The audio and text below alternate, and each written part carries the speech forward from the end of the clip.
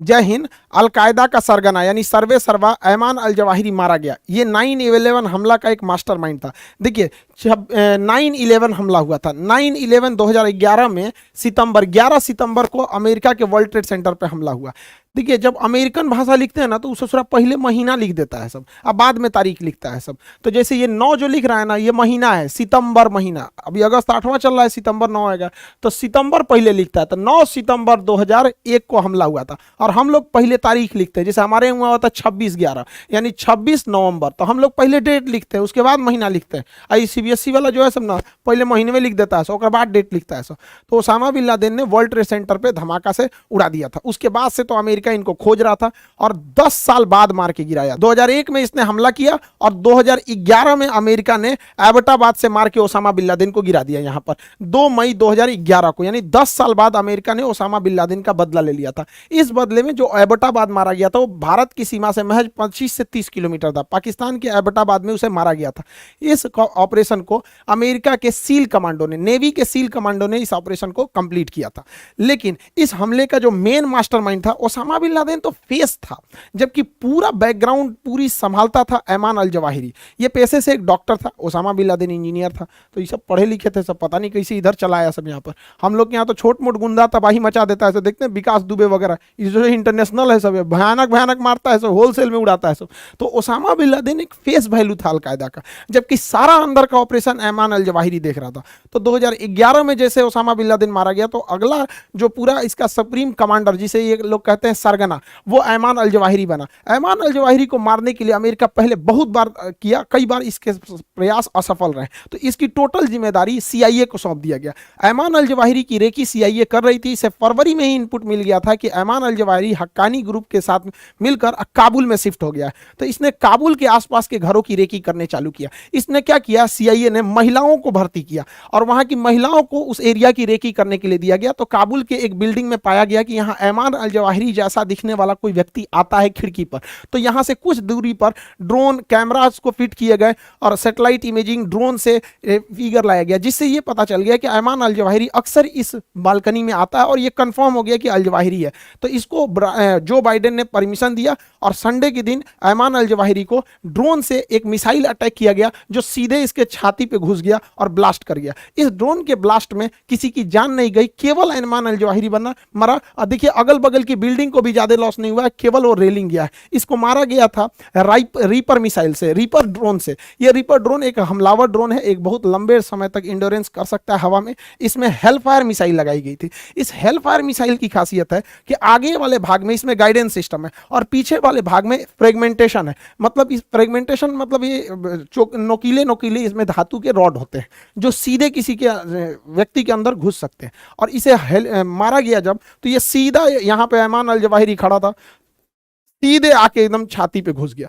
किसी को पता भी नहीं चला। ये ब्लास्ट नहीं होता है, बल्कि धारदार चाकू की तरह शरीर के अंदर घुस जाता है और ऐमान अल जवाहिरी की वहीं पर मृत्यु हो गई। इस मृत्यु के बाद सारे आतंकवादी एक हो गए सब, अलकायदा, तालिबान और पाकिस्तान में पन रहे जो पाकिस्तान का तालिबान है, तहरीके तालिबान पाकिस्तान जो है, टीटीपी जो है, वो सब एक हो गए। और इन तीनों को ये लगने लगा है कि इस हमले में पाकिस्तान ने इसका साथ दिया है और कहीं ना कहीं पाकिस्तान भी सॉफ्ट हुआ है आतंकवाद के मुद्दे पर। अमेरिका जिस तरह से कहता है आतंकवादियों को, पाकिस्तान अब उस तरह से दबाने लगा है, क्योंकि इनके पास भिखमंगे हो गए, पैसे नहीं है यहाँ पर। तो अब ये तीनों मिलकर इनसे दुश्मनी कर लिया। अब इन चोट्टों को समझ में आ रहा है कि सांप पालेंगे तो एक दिन तुम्ही को काटेगा यहाँ पर। अब क्या हुआ है कि अमेरिका यहां पर, इसी बीच बलूचिस्तान, पाकिस्तान के लिए सबसे बड़ा सरदर्द बना हुआ है बलूचिस्तान। 2030 में बलूचिस्तान टूट के अलग होगा। पहला विभाजन पाकिस्तान का हुआ, बना जब 1947 में, 1971 में यहां हुआ, 2030 में यहां हो गया। बलूचिस्तान में बाढ़ आया हुआ था और बलूचिस्तान में यहां से आर्मी के टॉप कमांडर्स का हेलीकॉप्टर जा रहा था। तो ऐसा कहा जा रहा है कि इसके ऊपर भी वहां बलूचिस्तान रिबल्स ने हमला किया था। इस हमले कहिए या दुर्घटना कहिए, इसमें यह पूरा का पूरा हेलीकॉप्टर क्रैश कर गया और उसमें टॉप लेवल के अधिकारी थे। लेफ्टिनेंट जनरल सरफराज अली ये अगले सेना प्रमुख होने वाले थे और इमरान खान के काफी करीबी थे। हमारा चचवा तो ऐसे ही गया, सोच रहा उसका करीबी मारा गया। दूसरा, ब्रिगेडियर अमजद हनीफ, ये ब्रिगेडियर रैंक के थे। ब्रिगेडियर खालिद, ये इतने बड़े बड़े अधिकारी थे। मेजर अहमद, मेजर मन्नान, ये इतने बड़े बड़े अधिकारी इसमें मारे गए हैं यहाँ पे। तो ऐसा कहा जा रहा है कि ये दुर्घटना भी हो सकता है और साथ में ये भी हो सकता है कि बलूचिस्तान रेबल्स ने यह किया है। देखिए, पाकिस्तान अलकायदा के मारे जाने से यहाँ पे एक बलूचिस्तान रिबल आतंकवादी मतलब उग्रवादी पहले से अलगाववादी हैं। यहाँ तहरीके तालिबान है जो पाकिस्तान को कहता है कि जिस तरह तालिबान ने अफगानिस्तान को कब्जा किया हम पूरे पाकिस्तान को कब्जा करेंगे। यहाँ अलकायदा मराया है वो ऐसे ही भड़का हुआ है पाकिस्तान के ऊपर, और तालिबान का बॉर्डर डिस्प्यूट चल रहा है। अब सारे आतंकवादियों की वजह से पाकिस्तान क्या हो चुका है, पीस गया है, और बहुत जल्दी अब उसका यह वाला एरिया बलूचिस्तान हाथ से जाने वाला है। इसको समझिए कैसे। देखिए पाकिस्तान के पास पैसे की कमी थी तो पाकिस्तान बहुत बार अमेरिका से कहा, अमेरिका ने तो फोन भी नहीं किया पाकिस्तानियों को यहाँ पर, तो वहाँ के जो सेना प्रमुख थे उन्होंने जो बाइडेन से डायरेक्ट कहा कि हम आतंकवाद के खात्मे में आपकी मदद करेंगे, लेकिन प्लीज आप आईएमएफ को कहिए कि वो इन्हें लोन प्रोवाइड करे। तो आईएमएफ कुछ हद तक विचार कर रहा है लोन का, इसलिए ये आशंका जताई जा रही है कि पाकिस्तान ने भी इसमें बहुत हेल्प किया होगा अमेरिका का यहाँ पर। अब पाकिस्तान के पास पैसे है नहीं, पाकिस्तान का जो फॉरेन एक्सचेंज है, इनके पास कुल विदेशी मुद्रा भंडार एकदम गिर चुका है, $8 बिलियन का है। इन चोटों के पास $8 बिलियन का विदेशी मुद्रा भंडार है और कर्जा इनके पास $250 बिलियन का। ये चोटा किस यूनिवर्सिटी में इकोनॉमिक्स पढ़े हैं सब हमको नहीं समझ में आ रहा है। औकात है 8 बिलियन की, पैसा लिए हैं $250 बिलियन की, और इनका 1 रुपया, पाकिस्तान का 1 रुपया, जो पाकिस्तान का जो रुपया है इतना नीचे गिर गया है कि $1 240 रुपया पहुंच चुका है। तो अब इतना महंगाई, अभी हमारे यहाँ देखिए, हमारे यहाँ $1 69 से 80 रुपये के बीच में, 80 राउंड द फिगर, 80 से थोड़ा बहुत आगे पीछे की ओर जा रहा है, और यहाँ देख रहे हैं 3 गुना भयानक, तो हमसे 3 गुना महंगाई में जा रहा है यहाँ पे। जबकि आबादी देखिए कितना कम है, उत्तर प्रदेश बराबर आबादी है, ये छोटा सबसे इतनी चुकी आबादी को नहीं संभाल पा रहा है, सब क्या कहेगा सब इसको। तो खैर अमेरिका कुछ हद तक मदद कर रहा है, लेकिन जैसे अमेरिका मदद करेगा आतंकवादी इनके ऊपर चढ़ जाएंगे सबकी ससुरा, तूने हमको क्या कर दिया, मरवा दिया। अब इनके पास पैसे नहीं है, अब ये जाएंगे कहाँ पे, अपनी जनता को भूखे मरने तो छोड़ेगा नहीं कोई भी देश, तो लोन भी चुकाना है। तब ये गए लोग लोन मांगने कहाँ पे, चाइना के पास, कहें लोग कि भैया हमको लोन दे दो। आखिर ये लोग तो अल्टीमेटली चाइना के ही रखेल हैं ये लोग, तो लोन मांगने वहां गए, लेकिन हो गया यहाँ खेला। चाइना के पास अभी भयंकर बवाल चल रहा है। चाइना ने पूरी दुनिया में घूम घूम लोन बांटा था, श्रीलंका में बांटा, अफ्रीका में बांटा, बांग्लादेश में बांटा, म्यांमार में बांटा, और सारे देश लोन चुका नहीं पाए। अब चाइना के बैंकों के पास पैसा हो गया खत्म, और जो लोग चाइना के बैंकों में पैसा रखे थे वो लोग गए मांगने कि हमारा पैसा दो, तो बैंक कर रहा आपका पैसा तो श्रीलंका को दिए थे डूब गया, आपका पैसा माली को दिए थे डूब गया, आपका बांग्लादेश को दिए थे डूब गया, म्यांमार को दिए थे डूब गया। अब वहां के लोग भयानक सड़कों पे उतर गए कि चोट्टा हमारा पैसा तुम डुबा दिए यहाँ पे। तो चाइना गवर्नमेंट ने सड़कों पे टैंक उतार दिया, कहा कि ससुरा तू नहीं, तुम ज्यादा कूदेगा उड़ा देंगे तोरा टैंक कैसे, यहाँ पर इतना खतरनाक है सब। तो एक तो इनके पास पैसा नहीं है, ये पैसा देने वाले भी नहीं है। दूसरा चाइना फंसा हुआ भी ताइवान इशू वाले पर, तो चाइना इनको पैसा नहीं दिया। दूसरा चाइना के लोग पाकिस्तानियों से बहुत ज्यादा चिढ़े हुए हैं, क्योंकि इधर कई ऐसी घटना हुई हैं जो पाकिस्तान के अंदर बम ब्लास्ट हुए हैं, उसमें चाइनीज वर्कर मारे गए हैं और टारगेटेड मारे गए। दासू डैम में मारे गए थे, उसके बाद चाइनीज सब AK-47 लेके ड्यूटी करता था, बस से जो जा रहे थे उस बस को जला दिया गया, चाइनीज जिंदा जल गए वहां पे। तो डर के मारे चाइनीज ऐसे लाइन लगा के भागने लगे वहां पर, कराची एयरपोर्ट से भाग गए, ससुरा कहाँ रहेंगे हम चाइना में।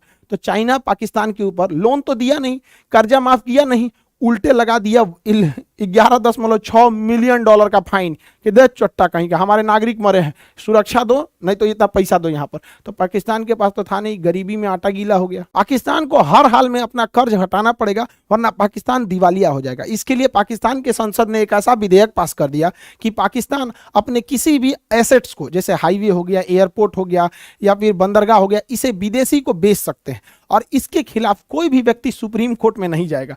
सोचिए कि ये लोग पहले ही सुप्रीम कोर्ट को साइड कर दिए। अब इन्होंने ग्वादर पोर्ट तो बेच रखा है, ग्वादर पोर्ट बचा नहीं, इनका एयरपोर्ट कोई लेने वाला है नहीं यहाँ पर, तो हो सकता है कि ये हाईवे वगैरह को बेचे कि भैया तुम यहाँ से टोल वसूल के ले जाओ यहाँ पर।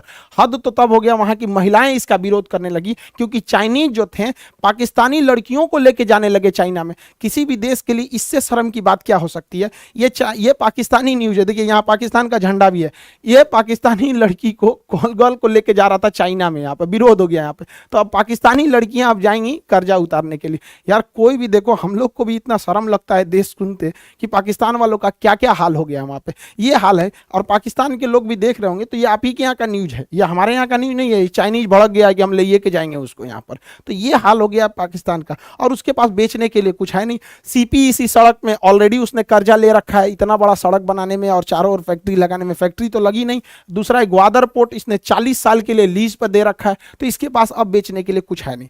अब चाइनीजों का बलूचिस्तान के एरिया में कब्जा होते जा रहा है। बलूचिस्तान खनिज संपदा से बहुत भरा हुआ है और बलूचिस्तान के खनिज को चाइना निकाल रहा है और यहाँ बलोच वाले मिल के उसको मार रहे हैं। बलोचों का कहना है कि ससुरा हमको अलग करो, जब तुम हमारे साथ भेदभाव करते हो तो हमको अलग करो। देखिए पाकिस्तान की समस्या समझिए, कोई भी देश को एजुकेशन बहुत जरूरी है और ना उस देश के अंदर जाहिलियत भर जाएगी।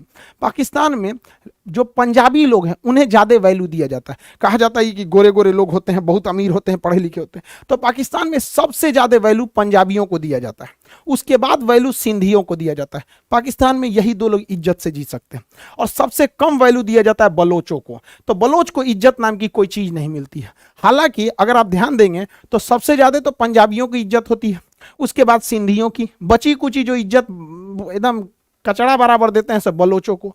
इससे भी गए गुजरा इज्जत देते हैं सब बंगाल को, पूर्वी पाकिस्तान को। ये बांग्लादेश जिसे देख रहे हैं ये तो पूर्वी पाकिस्तान था। ये पाकिस्तानी इन्हें कहते थे कि ये बंगाली काले होते हैं, इन्हें किसी काम लायक नहीं रखते थे। तो यही हुआ कि बंगाल में मुक्ति वाहिनी खड़ी हो गई और 1971 में भारत के सहयोग से यह मुक्ति वाहिनी ने आजाद करा दिया और 1971 में बांग्लादेश टूट गया। यह इतिहास दोबारा दोहराया जाएगा 50 सालों के बाद, 60 सालों के बाद, 2030 तक यहां से बलोच भी अलग हो जाएगा। बलोच का कहना है कि ससुरा तुम हमको निम्न कैटेगरी का समझते हो तो हम क्यों तुम्हारे साथ रहेंगे यहाँ पर। तो बलोच अभी यहां से 2030 तक क्या हो रहा है, ये अलग होने की लगभग 99.99 संभावना है कि बलोच अलग हो जाएगा। तो बलोच को समझिए, बलूचिस्तान जो है ये पाकिस्तान मोहम्मद अली जिन्ना ने जबरदस्ती कब्जा कर लिया 1 अप्रैल 1948 को, जबरदस्ती यहाँ बलूचिस्तान पे कब्जा कर लिया। तभी से बलूचिस्तान में यहाँ इसका विरोध हो रहा है। बलूचिस्तान का जो एरिया है टोटल पाकिस्तान का 40% एरिया है ये बलूचिस्तान, लेकिन यहाँ आबादी इतनी कम है, महज 7% आबादी रहती है, 7%, क्योंकि यहाँ पूरी तरह से पहाड़ और पठार है। लेकिन यहाँ खनिज संपदा बहुत ज़्यादा है। पाकिस्तान के टोटल गैस और पेट्रोलियम का 45% इसी बलूचिस्तान से निकलता है। उसका टोटल खनिज जो मिनरल है, कॉपर है, ये सब है, ये सब बलूचिस्तान से निकलता है। इसकी सीमा अफगानिस्तान से और ईरान से लगती है, इसलिए इसका स्ट्रेटजिक महत्व भी है। पाकिस्तान का दूसरा सबसे बड़ा बंदरगाह ग्वादर बंदरगाह भी यहीं से है। सीपीसी सड़क भी इधर ही जा रहा है। लेकिन इन सारे चीज़ों में बलूचिस्तान के लोगों को रोजगार नहीं दिया गया, यहाँ कोई भी डेवलपमेंट नहीं किया गया, ना ही कोई कायदे की यूनिवर्सिटी खोली गई, ना ही हेल्थ केयर इंफ्रास्ट्रक्चर को बढ़ावा दिया गया, ना ही किसी इन्वेस्टमेंट को यहाँ लाया गया। यहाँ किसी भी तरह का डेवलपमेंट नहीं किया गया और उल्टा तो यहाँ पे सेना लगा दिया गया जो यहाँ लोगों को घर में घुस घुस के मार देती है, और चाइनीजों को भर दिया गया जो यहाँ की लड़कियों को उठा के लेके चले जाते हैं। तो ये एरिया में भीषण बवाल हो गया है। अब इन लोगों का कहना है कि हम क्या रहेंगे, अलग रहना चाहते हैं। तो ये बलोच वाले लोग अलग रहना चाहते हैं। अब यहाँ पे डबल समस्या समझिए कि बलोच जो है इनको भारत का समर्थन है, ये भारत के मतलब फेवर में रहते हैं। देखिए जब भी बलोच का झंडा देखिएगा तो इंडिया का झंडा साथ में रहेगा।